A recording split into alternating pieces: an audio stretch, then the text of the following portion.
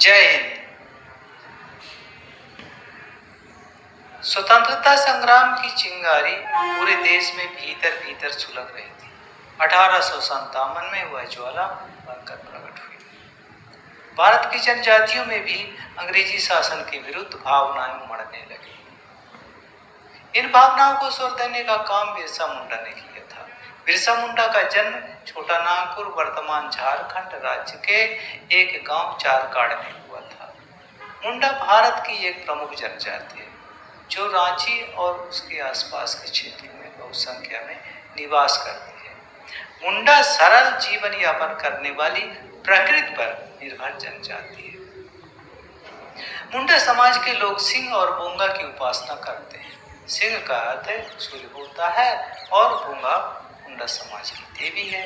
अन्य जनजातियों के समान मुंडा समाज में भी आज काफी जागृति आ गई है। विदेशी दासता की जंजीरों से मुक्त होने के लिए तत्कालीन उरांव मुंडा और खड़िया जनजातियों ने बिरसा मुंडा के नेतृत्व में अंग्रेजों के विरुद्ध हथियार उठा लिए थे। अपने बचपन में बिरसा एक सामान्य बालक ही थे। वह अपने माता पिता के काम में हाथ बटाते, खेती बाड़ी का काम करते तथा पशुओं को चराते। आर्थिक तंगी के कारण बिरसा को उनके पिता ने मामा के गांव भेज दिया। बिरसा वहां अधिक समय तक नहीं टिके। उन्हें बंसी बजाने का शौक था। संगीत में वे इतने तन्मय हो जाते थे कि काम की सुध बुध ही नहीं रहती। इससे उन्हें डांट पड़ती। इस डांट फटकार से तंग आकर वे अपने माता पिता के पास लौट आए।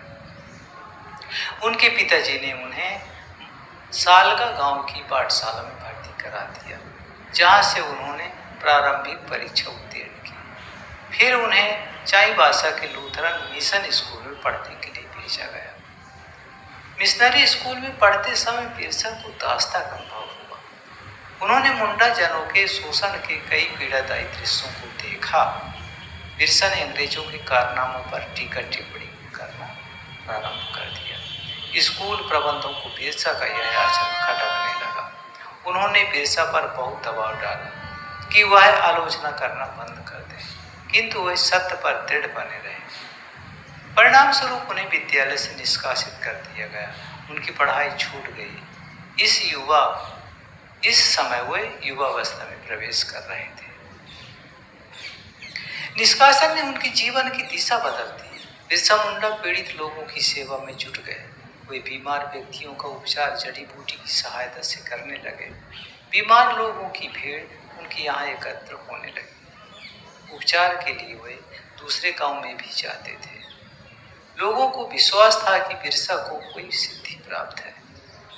बिरसा के कारण ओझा लोगों का काम चौपट हो रहा था। एक गांव में जब चेक फैली तो ओझाओं ने गांव वासियों से कहा, बिरसा के कारण ही यह बीमारी फैली है, उसे गांव में मत घुसने दो। गांव वासियों ने वैसा ही किया, लेकिन बीमारी और भी भयानक हो गई। तब गांव वासियों ने बिरसा से प्रार्थना की। बिरसा ने गांव में जाकर लोगों का जड़ी बूटियों से उपचार किया और उन्हें स्वास्थ्य के नियम भी बताए। इसके बाद तो बिरसा ने चिकित्सा करने के साथ साथ उपदेशक के रूप में भी कार्य करना प्रारंभ कर दिया। वे अवतारी पुरुष माने जाने लगे। बिरसा लोगों से कहते, मुझे भगवान सिंह बोंगा ने प्रेरणा दी है कि मैं मुंडाओं को फिरंगियों के अत्याचारों से मुक्त कराऊं। अब मुंडा लोग कंपनी सरकार का हुक्म न माने। पुलिस, मजिस्ट्रेट, मुंशी, जागीरदार किसी की बेगार न करें। बिरसा के प्रति लोगों का आदर भाव उत्तरोत्तर बढ़ता जा रहा था। बिरसा के पास दूर दूर के गांव से लोग आने लगे। उन दिनों जनजातियों की आर्थिक स्थिति बहुत दयनीय थी। इसके पूर्व वे अपनी जमीन के मालिक थे। वे फसलें उगाते, उनकी अपनी ग्राम व्यवस्था थी। पंचायतें थी और रहन सहन का अपना परंपरागत ढंग था। पर अंग्रेजों ने उन सब को नष्ट करके जमींदार, जागीरदार, जंगल के ठेकेदार और दलाल उन पर लाद दिए। वनवासी अपनी ही जमीन पर मालिक से नौकर हो गए। व्यवस्था, भूख और दमन के कारण वे अपने आप को असहाय समझने लगे। ऐसी स्थिति में बिरसा मुंडा ने ब्रिटिश शासन के विरुद्ध तीव्र आंदोलन प्रारंभ किया। यह आंदोलन अन्याय और शोषण के विरुद्ध था। यह आंदोलन मानवता की रक्षा के लिए था। उन दिनों प्रथम स्वतंत्रता संग्राम के महान सेनानियों में झांसी की रानी लक्ष्मीबाई, तात्या टोपे, नाना साहब, कुंवर सिंह आदि की वीरता की कहानियां लोगों के मुंह पर थी। जनमत अंग्रेज शासकों के विरुद्ध था।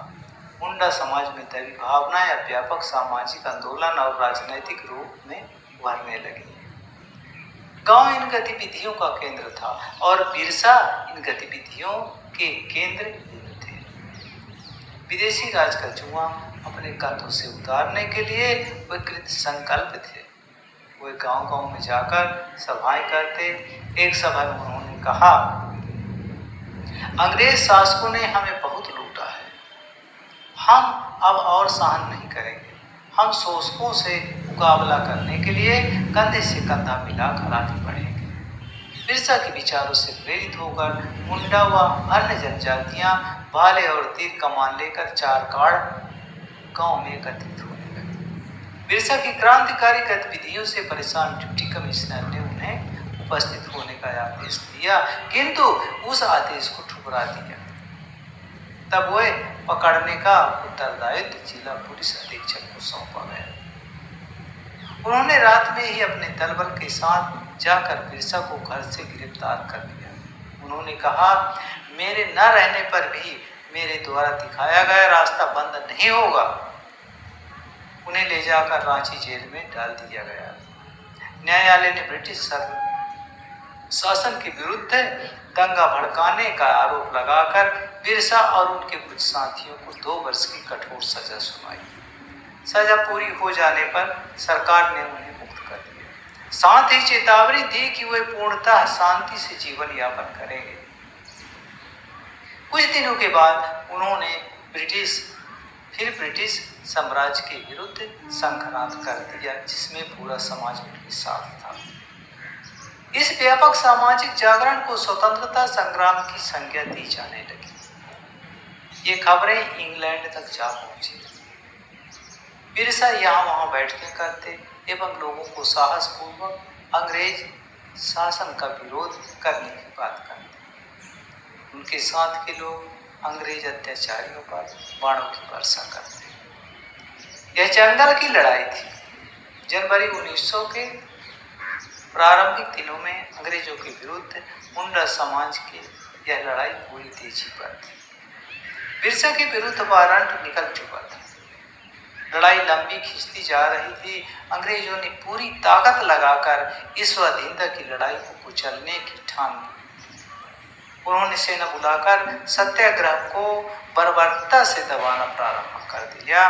लोगों पर अंधाधुंध गोलियों की बौछार होने लगी। सैकड़ों मुंडा पकड़ लिए गए। कुछ ने आत्मसमर्पण कर दिया। इधर अंग्रेज सरकार ने बिरसा को पकड़ने के लिए एक बड़ा इनाम घोषित किया। उस इनाम के लालच में कुछ लोगों ने मिलकर सोते हुए बिरसा को जाकर पकड़ लिया। उन्हें डिप्टी कमिश्नर को सौंप दिया गया। इस प्रकार जन्मभूमि की स्वतंत्रता का बिरसा का लक्ष्य तो अधूरा रह गया, परंतु उन्होंने समाज में स्वाधीनता की चेतना की जो ज्योत जगा दी थी, वह ज्योत निरंतर जलती रही। बंदी होने से पहले बिरसा बीमार चल रहे थे। जेल में उनका स्वास्थ्य और गिरता जा रहा था। मुकदमे की सुनवाई के दिन जब उन्हें अदालत में पेश किया गया, तब वहां उनकी स्थिति बिगड़ गई। उन्हें खून की उल्टियां होने लगी। मुंडा समाज का यह महान उद्धारक सदा के लिए सो गया। सरकार ने उपद्रव के भय से उनका दाह संस्कार सार्वजनिक रूप से नहीं किया। बिरसा मुंडा नहीं रहे।